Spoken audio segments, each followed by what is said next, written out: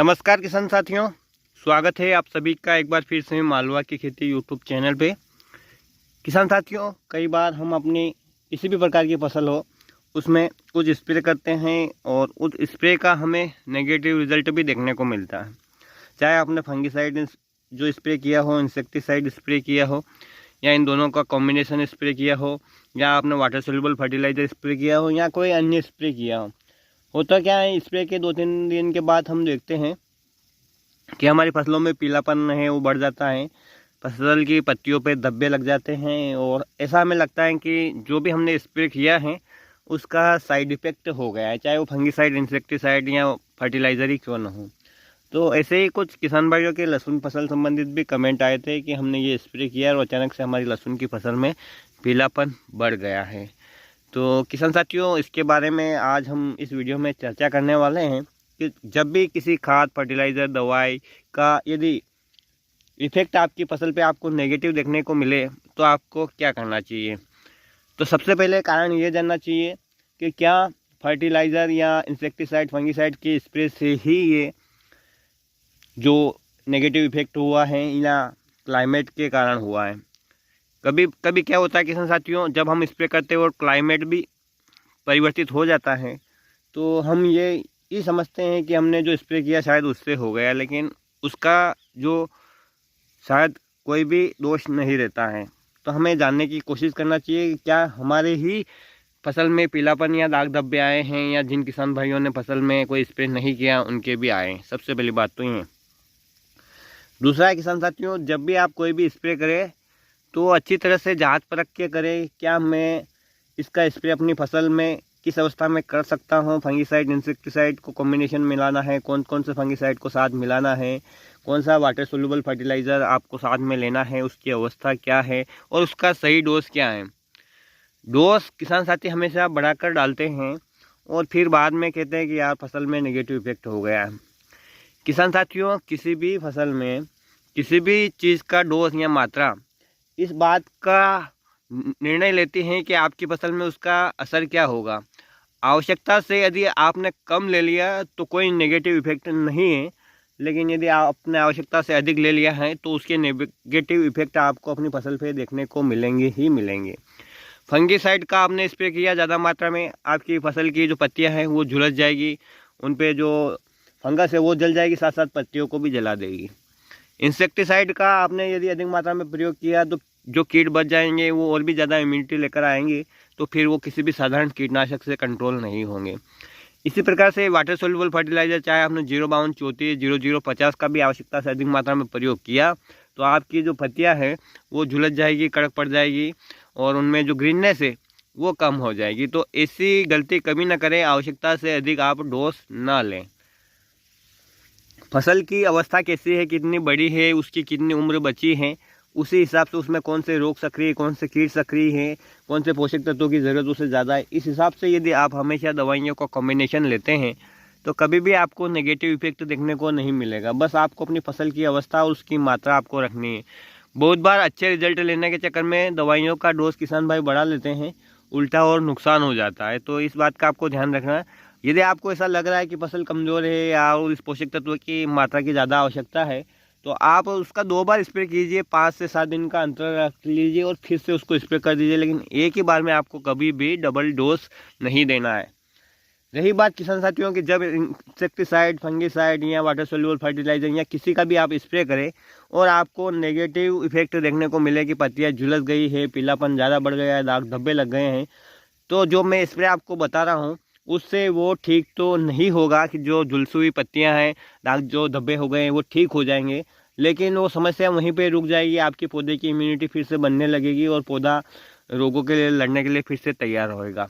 जो पत्तियां नुकसानग्रस्त हो चुकी है किसी भी दवाई से वो ठीक नहीं हो सकती हैं। हाँ, ग्रीननेस कम हो गई है तो वो फिर से थोड़ी बहुत बढ़ सकती है। इसके लिए आपको करना है क्या किसान साथियों, कि आपको लेना है 50 ग्राम ग्लूकोज 15 लीटर पानी के हिसाब से, जो कि खाने का ग्लूकोज आता है, मेडिकल स्टोर पे मिल जाता है ग्लूकोन डी के नाम से और अलग अलग कंपनियों के अलग अलग नाम से आता है। 15 लीटर में 50 ग्राम तो आपको वो लेना है। साथ में लेना है 50 ग्राम से 75 ग्राम तक आपको 18-18-18 या 19-19-19 जो NPK फार्मूलेशन में आते हैं, और अपनी फसल को अच्छी तरह से तर-बतर कर स्प्रे करना है।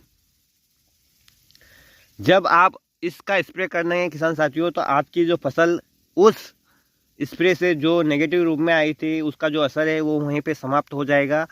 आपकी जो फसल है फिर से नेचुरल रूप में आ जाएगी, यानी कि वो फिर से पूर्व वाली अवस्था में आ जाएगी। उस स्प्रे का कोई भी असर नहीं बचेगा। जो भी दवाइयाँ आपने डाल दी हैं, गलती से डाल दी है, उनका असर पूरी तरह से समाप्त हो जाएगा। और फिर से आपको जब ये स्प्रे आप ग्लूकोज और NPK का कर लें और फसल की अवधि यदि कम है तो किसान साथियों फिर आप उसे मिक्स माइक्रोन्यूट्रेंट की भी पूर्ति कीजिए, ताकि आपकी फसल फिर से सुचारू रूप से चलने लगे। जो क्षति आपके स्प्रे से हो चुकी हैं उसकी भरपाई कभी भी नहीं हो सकती, लेकिन अब पौधा जब अपनी फिर से इम्यूनिटी बढ़ाने लगेगा तो रोगों का प्रकोप कम होगा और उसे जो पोषक तत्वों के रूप में भोजन मिलेगा तो वो उसकी शक्ति बनाए रखेंगे और आपकी फसल से आपको अच्छा उत्पादन मिलने की जो उम्मीद है वो फिर से बढ़ जाएगी। लेकिन बहुत सारे किसान भाई विश्वास ही नहीं करते कि यार इसका मैं स्प्रे करूं या ना करूं।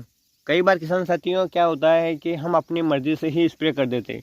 हम खुद को ज़्यादा होशियार समझते हैं। हम होशियार भी हैं, लेकिन जब भी हम कोई भी नई चीज़ प्रयोग करने वाले हैं या किसी ने हमको सुझाई है या किसी यूट्यूब के वीडियो के माध्यम से, सोशल मीडिया के माध्यम से हमको पता चली है, तो कभी भी उसे अपने पूरे प्लॉट पर एक साथ अप्लाई ना करें। हो सकता है उसका नेगेटिव इफेक्ट हो जाए और आपकी पूरी फसल बर्बाद हो। जब भी आपको कहीं भी कोई भी जानकारी मिले तो आप उसे अपने प्लॉट के 2-3 क्यारियों में डाल के स्प्रे करके ही देखें, निर्धारित मात्रा लेके। और जब कम से कम 7 दिन हो जाए और उसका नेगेटिव इफेक्ट नहीं आए तभी आप उसे पूरे क्षेत्र में, पूरे प्लॉट में अप्लाई करें। कुछ किसान भाइयों के लगातार कमेंट आ रहे थे लहसुन की फसल में कि सर मैंने गलती DAP और म्यूरेट ऑफ पोटाश का स्प्रे कर दिया है। तो अरे किसान साथियों, जो खाद ज़मीन में देने के लिए हैं आप उनका स्प्रे करते हैं तो उनकी जो मात्रा है उसका काफ़ी ध्यान रखना पड़ता है। साथ ही पत्तियों को जला देते हैं जल्दी से, इसीलिए वाटर सोल्यूबल फर्टिलाइज़र तैयार किए गए हैं। इन पोषक तत्वों की पूर्ति आप तुरंत कर सकते हैं स्प्रे के ज़रिए। पत्तियों के द्वारा इनको ग्रहण कर लिया जाता है और इसका इफेक्ट आपकी फसल में तुरंत मिलता है। किसान भाई ने DAP और म्यूरेट ऑफ पोटाश का स्प्रे किया, फसल में पत्तियां जल गई लहसुन की, और पूछ रहे हैं कि मैं क्या स्प्रे करूं, क्या रिकवर हो सकता है। तो इसका एक ही उपाय है कि यदि आपकी फसल में कोई रोग नहीं है तो आप केवल ग्लूकोज और NPK का एक फार्मूलेशन जो मैंने आपको बताया है 18-18-18 या 19-19-19, इसका स्प्रे कीजिए। आपकी फसल नेचुरल या न्यूट्रल के रूप में आएगी और फिर से आपको अपनी फसल में यदि आवश्यक हो तो सिंचाई करना है, मिक्स माइक्रोन्यूट्रिएंट का स्प्रे करना है, और कीट है तो इंसेक्टिसाइड का स्प्रे करना है, फंगस है तो फंगीसाइड का स्प्रे करना है, इस प्रकार से।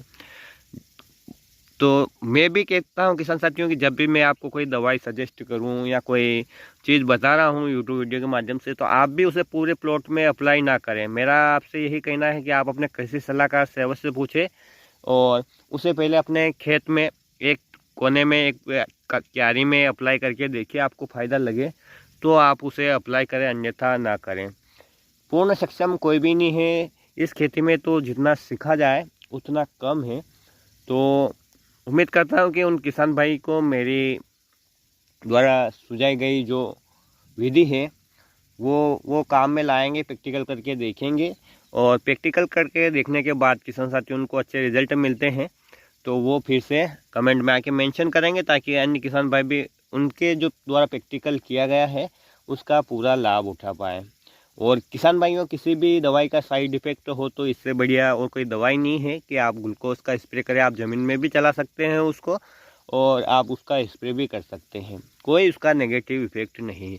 रही बात कि फसल की 100 दिन की अवस्था हो गई या 95 दिन की अवस्था हो गई, तो क्या अब NPK का 18-18-18 या 19-19 फार्मूलेशन लेना चाहिए या नहीं लेना चाहिए? तो किसान साथियों, फसल के लिए ये तीनों मुख्य पोषक तत्व हैं, और जब भी फसल इस प्रकार से क्षतिग्रस्त होती है तो उसे सबसे पहले भोजन की आवश्यकता होती है, और भोजन में जो मुख्य पोषक तत्व हैं सबसे पहले उसकी ज़रूरत होते हैं, तो हम उसे स्प्रे के रूप में देते हैं। यहाँ पर अब ज़मीन में देने का कोई रोल नहीं है, क्योंकि उसको लगने में भी काफ़ी समय लगेगा और हमारी फसल को हमें जल्दी से रिकवर करना है। इसलिए यहाँ पर ग्लूकोज और NPK के फार्मूलेशन का प्रयोग किया गया है। चाहे NPK 18-18-18 लो, आप NPK 19-19-19 लो, या NPK 20-20-20 लो, यानी तीनों पोषक तत्व उसमें होने चाहिए। इस बात का आपको ध्यान रखना है।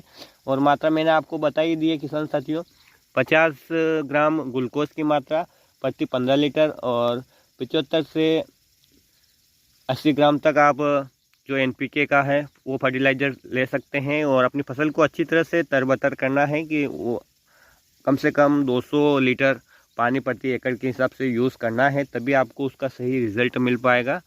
और उम्मीद करता हूँ किसान साथियों कि ये जानकारी आपके लिए लाभदायक हो सकती है।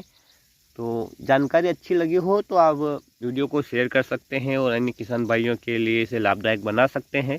किसी भी प्रकार की कोई समस्या आपको दिख रही है तो कमेंट के माध्यम से मेंशन कर सकते हैं। जितना मेरे सूझबूझ में होगा उतना मैं आपको बताने की कोशिश करूंगा।